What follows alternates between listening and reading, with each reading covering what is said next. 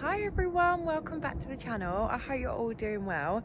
So back at the plot this morning, and I won't lie, it's a bit of a chilly one. When that sun isn't on you, when it goes in, it's a little bit chilly. So I've only got a couple hours here today, but what I did want to do is start on the polytunnel, almost just like prepping it a little bit, because what I'm tending to do is thinking I'll save it for when I've got a whole day free, and I'm just not getting a whole day. So I think if we just need to start it, and then once we start it, at least it will make it easier and I can do it in sections if needed. I also really need to get the cardboard that's in the shed out, because before the end of summer I really want to get that tidied and kind of sorted, so I'm not having to do it in the middle of winter and find a day when it's not, or when it's dry, let's say. So yeah, I really need to get that out. So even if I can just kind of get it cleared, get the cardboard down, and then we'll go from there with it, I think. But yeah, it's not too bad, to be honest with you. I'll give you a quick show. So basically the main issue is the bindweed. You can kind of see it all here, all coming up. This bit, long bit coming across, is actually the, I think it's one of the fruit trees from the other side. So I am just gonna have to cut it, unfortunately. I just really don't want to, but I'm just gonna have to. And then I can finally get down the side to clear it and try and pull some of this bindweed out, because where I cut this, you can see, whatever did this bit, the bindweed did die off. So I'm hoping if I can get down there and cut along the edge, we might be all right. But I want to try and get this into the ground this year. And it just gives me a few more options for over winter. And I don't really want to try and put it back up when it's absolutely pouring down and the weather's windy and it's just not ideal. So if I can get this prepped, I can at least try and find someone to help me. My father-in-law did say he would help me put the cover back over if it is windy, but if not, I did do it by myself last time and it was a faff, I won't lie, but it was fine. We managed to do it. So yeah, I'm going to try and get all of the cardboard down on here, and at least then we can try and get rid of some of the weeds. Also, I just have to quickly show you the sunflower plant, because look how beautiful it looks.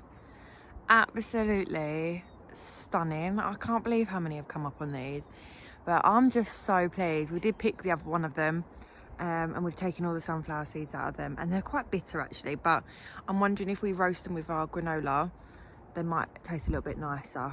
But yeah, I just think it looks so nice. So as you can see, I've cut down all of this, which has made such a huge difference. I just need to cut this one with a saw, I think. And then what I've done is I've just scraped with the, don't know what they call it. Not a broom. Oh my God, one of these. Can't think what they're called now. And I've just scraped as much off the floor as I possibly can. And then what I'll do is I'll go around and just chop down the big like stalk bits as much as I possibly can and pull them out if possible. Some of them are so far in the ground and the roots are so sturdy that it's just impossible. But so far we're making good progress. Things like this, the grass and things like that, I'll just cut it all the way down and then we'll stick the cardboard over the top. But I just want to get an idea of where it's going to go in, because I don't want to put cardboard down in an area that is, put it down and actually miss a bit where I need to, because in the long run I think I'm actually going to put wood chip in here, as I think it will just be a little bit better than having any grass, and I think it will just be a lot more manageable throughout the year. So yeah, that's the plan, but we're getting there. Okay guys, so I've just been cutting away at the ground, cutting it all down, and I've just had a thought, and I can't believe I've not thought of it before. It's turning the polytunnel the other way and giving myself more workable ground. I can't believe I haven't thought of this before, because I know I was originally keeping this area, which I'm kind of like stood in at the moment, as I was going to have it as a seating area, but now that we've got the garden, I probably only need like a small seating area. So I think I'm gonna switch it around. I'll quickly show you what I mean. So as you can see at the moment, it kind of goes out this way, and what I'm thinking is having it come out this way and the door being here to go in, and then I'll have all of this extra room here. It'd be easier to get to this, and I just think it'll be a lot nicer. It will also kind of be easier to collect all the fruit, because it should hopefully kind of fall off the tree and kind of fall over. Okay guys, what do we think? Much better, I think. Got all this extra room, don't have to worry about removing the rhubarb. I can still get in here, and this doesn't really get much sun until the evening, so at least you can see how much sun is there compared to here. So a lot more growing space, or usable space should I say. Yeah, I've got a lot of planning to do.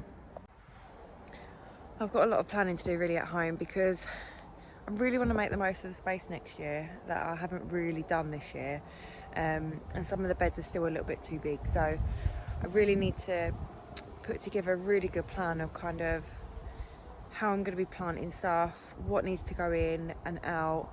Like I could have put my garlic in the same patch as the squashes, because I didn't put the squash in until I pulled the garlic out. So I think I just really need to do a bit more research this year, which I have been, but just kind of when things go in and out of the ground. So just to give me a rough idea.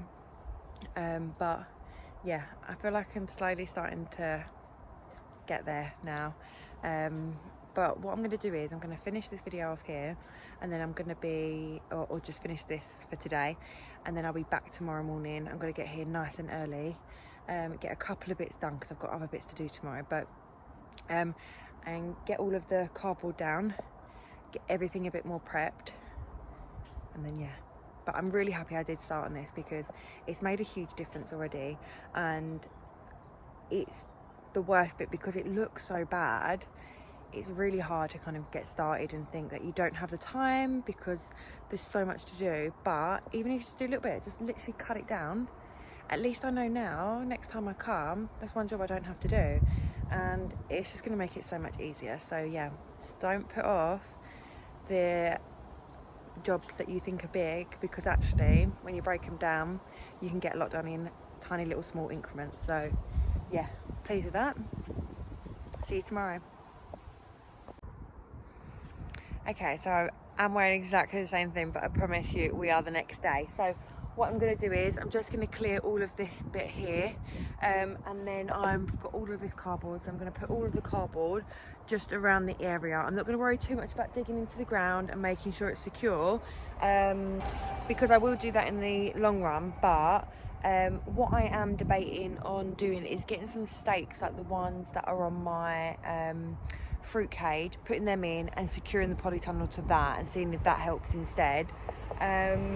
And then all I need to do is dig the cover in, and just do it that way instead. So we'll see. I'm going to have a little think about it first. But right now I just really want to try and get the cardboard down, just to try and get rid of some of the weeds at least.